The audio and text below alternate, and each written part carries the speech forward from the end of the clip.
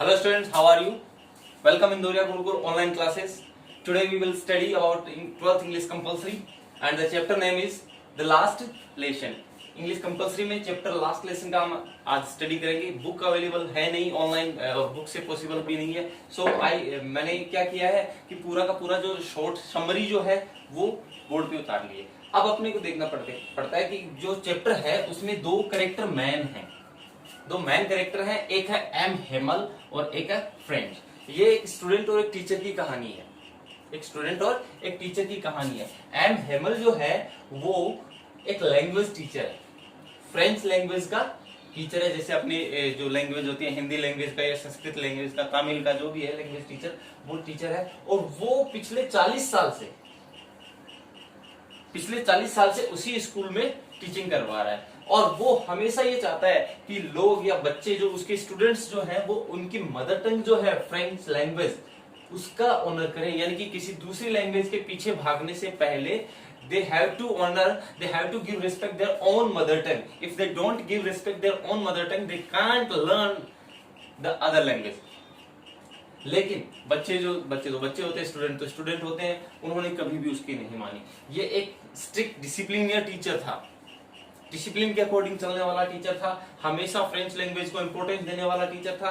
अब फ्रेंच जो है वो शैतान बच्चा था, हमेशा इससे डर लगता था। अब फ्रेंच की और एम हेमल की बनती नहीं थी।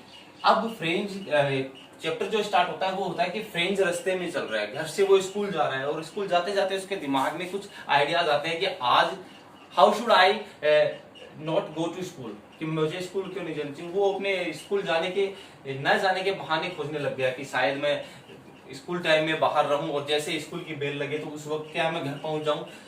क्यों? क्योंकि एम हेमल ने उसको होमवर्क दे दिया था कि वो उससे पार्टिसिपल जो टॉपिक होता है, विशेषण जो टॉपिक होता है, उसके ऊपर क्वेश्चन आंसर करेगा, यानी कि उसका टेस्ट लेगा, ओरल या रिटन व्हाटएवर जो भी हो। लेकिन और इसको ये पता ही नहीं था कि पार्टिसिपल होता क्या है, पार्टिसिपल का पी भी नहीं पता था कि क्या होता है। इसलिए वो स्कूल से बचने का बहाना ढूंढ रहा था। अब रास्ते में वो बेमन से स्कूल जा रहा था, अचानक टाउन हॉल से वो गुजर रहा होता है और टाउन हॉल में एक बड़ा बुलेटिन बोर्ड जो जिसके ऊपर न्यूज आती रहती है लाइव, वो लगा हुआ रहता है और उसके आगे बहुत ही भीड़, क्राउड इकट्ठी हुई रहती है, जिसको अपन मोब भी बोलते हैं। वो क्राउड इकट्ठी हुई रहती है और तो देखता है कि यहाँ क्राउड क्यों है, भीड़ क्यों है, और वो टाइम कंज्यूम करने की कोशिश करता है कि शायद फर्स्ट पीरियड है वो निकल जाए, मैं यहाँ खड़ा रहूं। तो देखता है कि उस बुलेटिन बोर्ड के आगे लोगों की भीड़ है और उस बुलेटिन बोर्ड पर क्या है, ये एक पनौती था बुलेटिन बोर्ड की, जब से वो लगा है उनके शहर में, अल्सेक और लॉरेंस फ्रांस का जो शहर है उसमें जो लगा है, उस बुलेटिन बोर्ड पर उनके देश के लिए हमेशा बुरी ही खबर आई है। ये द्वितीय विश्व युद्ध यानी कि सेकंड वर्ल्ड वॉर के टाइम की कहानी बता रहा है और वो बोल रहा है कि फ्रांस अब उनके सेकंड वर्ल्ड वॉर में हार गया है और अब जर्मनी उसके ऊपर रूल करेगा। अब वो धीरे धीरे स्कूल जाने वाला होता है तो क्या होता है, वॉक्टर नाम का एक ब्लैक स्मिथ, यहाँ गाइज आपको ये ध्यान रखना पड़ेगा, ये वॉक्टर एक ब्लैक स्मिथ लोहार है, वो वहां खड़ा रहता है और वो उस बच्चे को यानी कि फ्रेंड्स को ये बोलता है कि नॉट टू हरी, स्कूल जाने की चिंता मत करो, शायद कल से तुम्हें स्कूल जाना ही ना पड़े। वहां उसके वो बात समझ में नहीं आती है, लेकिन वो बेमन से स्कूल जा रहा होता है। तो स्कूल जाते ही, जैसे ही स्कूल जाता है, स्कूल पहुंचता है तो क्या है, वहां साइलेंस रहती है, चारों तरफ चुप्पी रहती है, सन्नाटा, और उसको ऐसा लगता है कि शायद आज संडे है, यानी कि स्कूल का जो एटमॉस्फेयर है उसको देखकर ऐसा लगता है कि आज शायद संडे है। और ये संडे स्कूल मैंने इसीलिए लिखा है कि संडे के दिन स्कूल की एक्टिविटी क्या रहती है, no hustle bustle of benches, crowds, noise, कुछ भी नहीं है, ना बच्चों की आवाजें हैं, ना बेंच को खिसकाने की आवाजें हैं, ना टीचर के डांटने की आवाजें हैं, ना घंटी के बजने की आवाजें। एकदम साइलेंस जो था वो स्कूल में कैप्चर कर रखा था। तो यहाँ इसीलिए ऑथर ने ये संडे स्कूल लिखा है कि स्कूल की जो एक्टिविटी थी उस दिन ऐसा लग रहा था कि ये संडे स्कूल है। अब बेमन से वो स्कूल जाता है, जैसे ही वो क्लास में एंटर होता है, ये फ्रेंच जैसे ही क्लास में एंटर होता है तो ये महाशय जो उनके टीचर है एम हेमल, वो क्लास में ही रहते हैं। तो बेचारा गेट पे ही हक्का बक्का रह गया। अब उस टीचर ने भी आते ही उसको यही कहा, welcome French, we are just waiting to you, कि हम तुम्हारा ही इंतजार कर रहे थे। तो फिर और डरने लग गया। अब जैसे तैसे करके वो अपनी बेंच, अपनी सीट पे गया तो देखता है कि चारों तरफ देखता है क्लास के चारों तरफ देखता है कि गांव के कुछ जाने माने लोग, कुछ नॉर्मल लोग, कॉमन पीपल, वो क्लास में बैठे हुए हैं, और जाके वो अपनी सीट पे बैठता है। एम हेमल जैसे ही उसके पास आता है, आकर बोलता है कि what I have given to you yesterday, कि मैंने कल तुम्हें क्या टॉपिक दिया था। तो फिर उसके तो वही हवा होश उड़ गए कि अब तो सर पूछेंगे और गांव वालों के सामने डंडा मारेंगे, पनिश करेंगे, तो क्या होगा, बेइज्जती होगी, इंसल्ट होगी। फिर वो बोलता है कि गाइस आपने मेरी बात नहीं सुनी, पिछले 40 साल से, वो गांव वालों के सामने बोलता है, बच्चों को बोलता है कि पिछले 40 सालों से मैं इस स्कूल में एज ए लैंग्वेज टीचर पढ़ा रहा हूँ, लेकिन और आपको ये फोर्स कर रहा हूँ कि आप अपनी मदर टंग का है वो रेस्पेक्ट करो, मदर टंग को बोलो, सीखो, उसका यूज करो, लेकिन आपने दूसरी लैंग्वेज के ऊपर फोकस दिया। लेकिन अब क्या है, ये मेरा लास्ट लेसन है, आज की क्लास क्या होगी, मेरा लास्ट लेसन है। क्यों?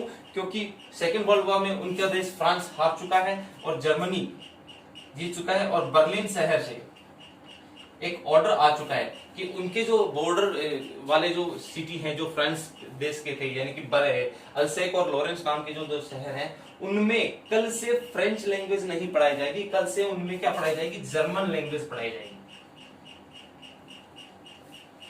तो क्या है, ये मेरी फ्रेंच लैंग्वेज का लास्ट लेसन है।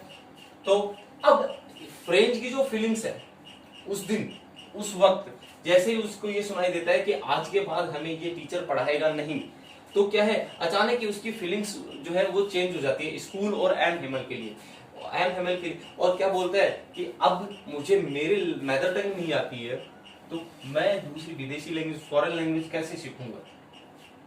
अब उसको अपनी बात पे पछतावा होता है। अब उस दिन क्या होता है, ये देखो टीचर्स ड्रेस मैंने रखा है पॉइंट। टीचर्स ड्रेस का मतलब क्या होता है, एम हेमल स्कूल में जो स्पेशल ओकेजन होता था उस दिन स्पेशल ड्रेस पहन के आता था। उसका क्या होता था, उस स्पेशल ड्रेस में क्या था, ब्लैक सिल्क कैप, एक रेशमी काली टोपी होती थी, फ्रिल्ड शर्ट, धारीदार एक शर्ट होती थी, और ग्रीन कोट होता था, एक लंबा सा कोट होता था। ये सिर्फ ओकेजनली ड्रेस होती थी उसकी। नॉर्मल डे में वो क्या स्कूल में नॉर्मल ड्रेस में आता था, लेकिन जब कोई स्पेशल ओकेजन होता था या कोई इंस्पेक्शन होता था स्कूल में, तब उस दिन क्या है, वो ये स्पेशल ड्रेस पहन के आता था, और उस दिन वो ये ड्रेस पहन के आया था। क्यों? क्योंकि ये उसका लास्ट दिन था। उसका एम हेमल उदास भी था, लेकिन वो बोलता था कि मैंने अपने 40 सालों में ईमानदारी से काम किया है, मैंने फ्रेंच लैंग्वेज को अपनी मदर टंग और अपनी फर्स्ट लैंग्वेज माना है, और ये दुनिया की सबसे अच्छी लैंग्वेज है। मदर टंग सभी की अच्छी होती है और सबसे लॉजिकल लैंग्वेज है। वो अपनी इस फ्रेंच लैंग्वेज की पढ़ाई करता है। इतने में ही इस फ्रेंच को, यहाँ गाइस थोड़ी सी एक फ्रेज आएगी, फ्रेंच को, इस लड़के को क्लास की विंडो में बैठे हुए दो कबूतरों की, पिजन, उनकी आवाज सुनाई देती है। यहां वो एक बड़ा ही मार्मिक क्वेश्चन करता है अपने आप से, विल दे संग इन जर्मन, क्या ये भी जर्मन में बोलेंगे। मतलब कि हम इंसानों के ऊपर तो दूसरे देश ने, जिसने हमें युद्ध में हराया, उसने अपनी लैंग्वेज थोप दी, तो क्या विल दे सिंग इन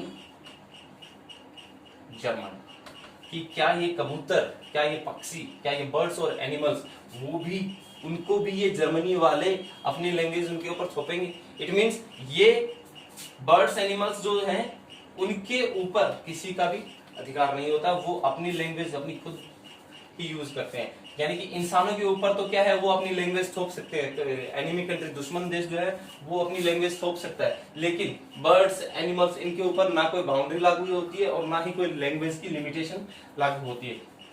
अब आगे चलकर क्या होता है, इसकी फीलिंग्स है वो सारी की सारी स्कूल के लिए चेंज हो जाती है, और इसको जो स्कूल कुछ देर पहले जो स्कूल और जो टीचर बुरा लग रहा था, बेकार लग रहा था, उससे अवॉइड करने की कोशिश कर रहा था, अचानक ही उस स्कूल के लिए उसके अंदर फीलिंग्स अच्छी हो जाती है और वो करता है। अब एम हेमल क्या करता है, एम हेमल उनको 40-50 मिनट का एक अच्छा सा लेक्चर देता है मदर टंग के इंपोर्टेंस पे वहां, और उसके बाद जब उसका दिल भर जाता है, जैसे ही चर्च क्लॉक बजती है 12 बजे की, 12 बजे का जो घंटा है चर्च का वो बजता है, तो वो क्या कहता है, अब उसका दिल भर जाता है और ये उसकी लास्ट क्लास थी, अब क्या है वो उनसे विदा लेना चाहता है, लेकिन वो जो पार्टिंग वर्ड्स हैं, विदाई वाले जो वर्ड्स हैं वो बोल नहीं पाता है, और एक तरफ बेंच को मुक्का मारता है यानी कि आवाज करता है, और क्या है हाथ हिलाता है कि और इशारा करता है the class is over, it is my last lesson. But जाते जाते क्या बोलता है कि फ्रांस जिंदाबाद, यानी कि वो अपनी यहाँ पर पेट्रियोटिटी, देशभक्ति भी दिखा जाता है। Hope you understand. Thank you very much.